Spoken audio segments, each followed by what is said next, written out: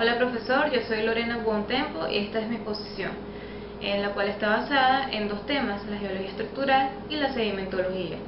Primero comenzamos pisando el terreno de la geología estructural, teniendo en cuenta lo que es la geología en sí.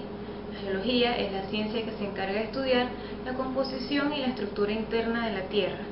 Sabiendo esto, ya tenemos en cuenta de que la geología estructural se encarga de estudiar lo externo, la corteza terrestre, la geometría de las rocas y la forma en la que éstas están presentes en la superficie.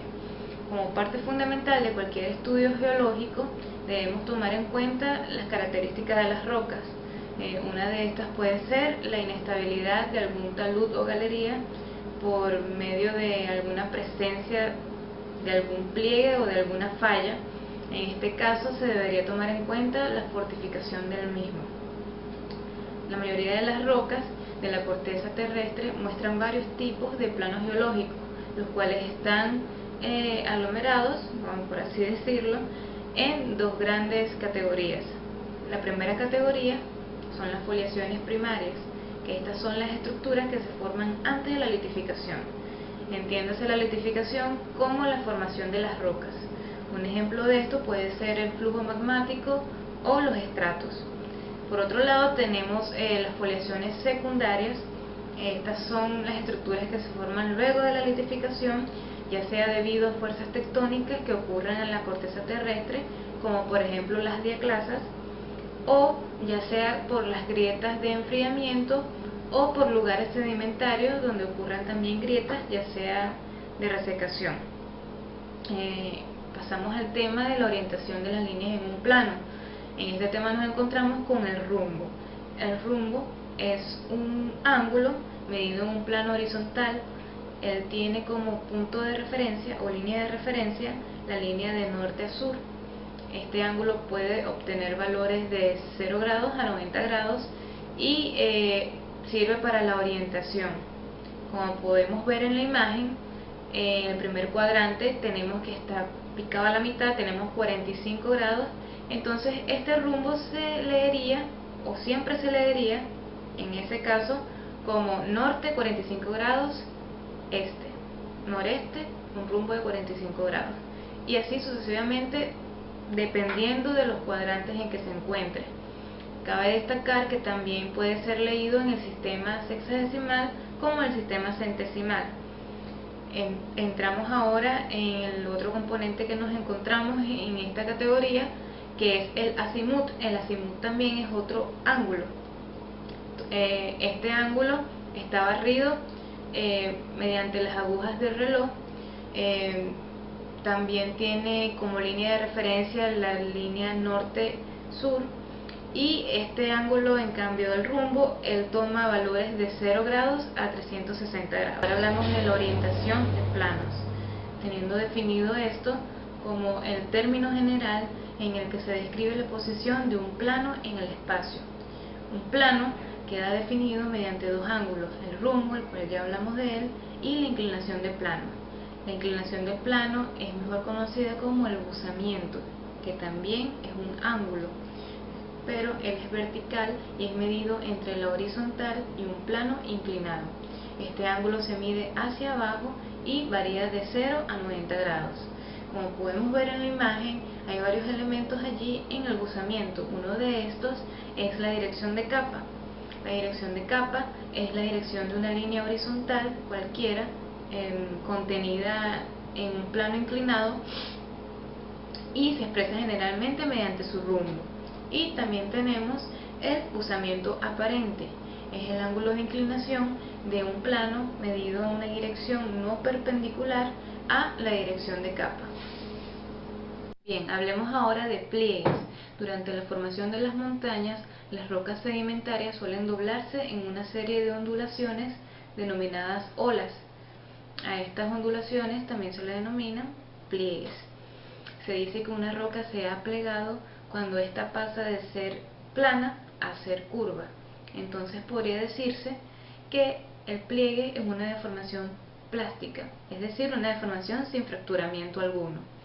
La mayoría de los pliegues se forman por efectos compresivos. Entonces se podría decir también que los pliegues se basan en el acortamiento y el engrosamiento de la corteza terrestre. Hay varios tipos de los pliegues. Tenemos el pliegue anticlinal. Este pliegue es convexo hacia arriba y también podría definirse como el pliegue en el cual las rocas más antiguas se ubican en el centro de la curvatura. Y por otro lado tenemos el pliegue sinclinal.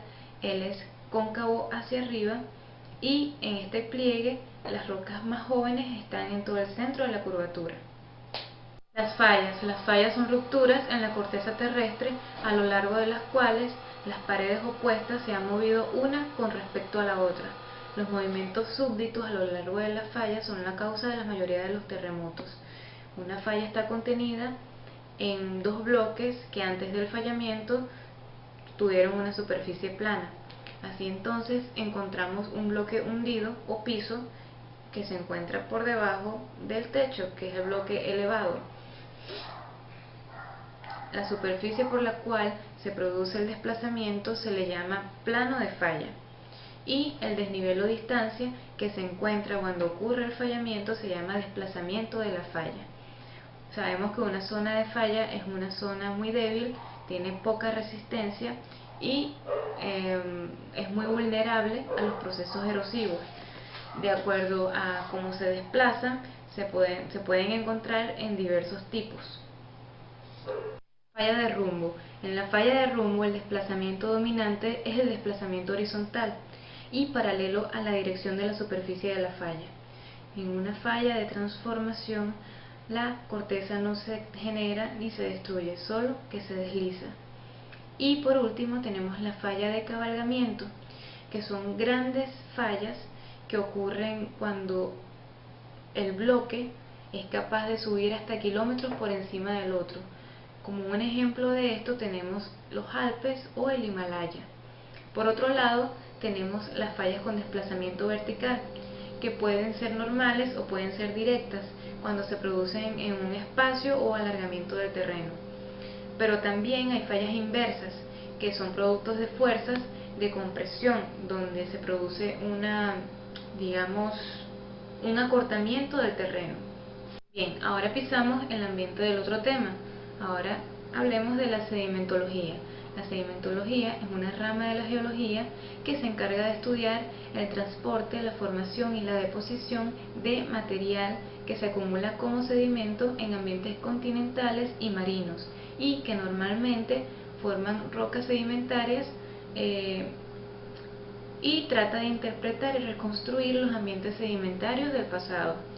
Por falta de tiempo y el límite de tiempo también, voy a decir algunos de los ambientes sedimentarios.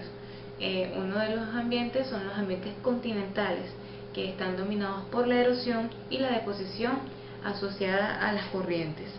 En los ambientes fríos, las masas de hielo glaciar en movimiento sustituyen el agua corriente, ese es su proceso dominante. Y en los ambientes áridos el viento lo es, o sea, el viento es la mayor importancia en esos ambientes. Tenemos los ambientes fluviales. Las corrientes son el agente más dominante en este tipo de ambiente, y dominantes en el sentido de que la alteración del paisaje se debe a ello, erosionando más la tierra y transportando y depositando más sedimentos que cualquier otro proceso. También tenemos los ambientes lacustres. Presentan una gran variabilidad según la dimensión, la situación climática, la superficie drenada y la profundidad, y se pueden acumular sedimentos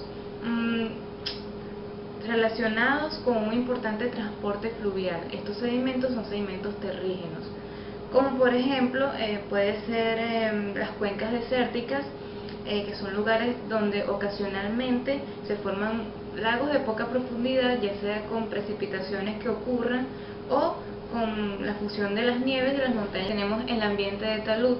El ambiente de talud son sedimentos que por la acción de corrientes, tormentas u oleajes llegan al borde de la plataforma, donde son empujadas. A veces sencillamente esto pasa por inestabilidad mecánica hacia el exterior de la plataforma. De luego esto va abriéndose camino por los cañones submarinos y llegan a la base del talud. Ahora rápidamente les hablaré algo sobre la discordancia. Por cuestiones de tiempo, como ya he mencionado antes, la discordancia también es llamada discontinuidad.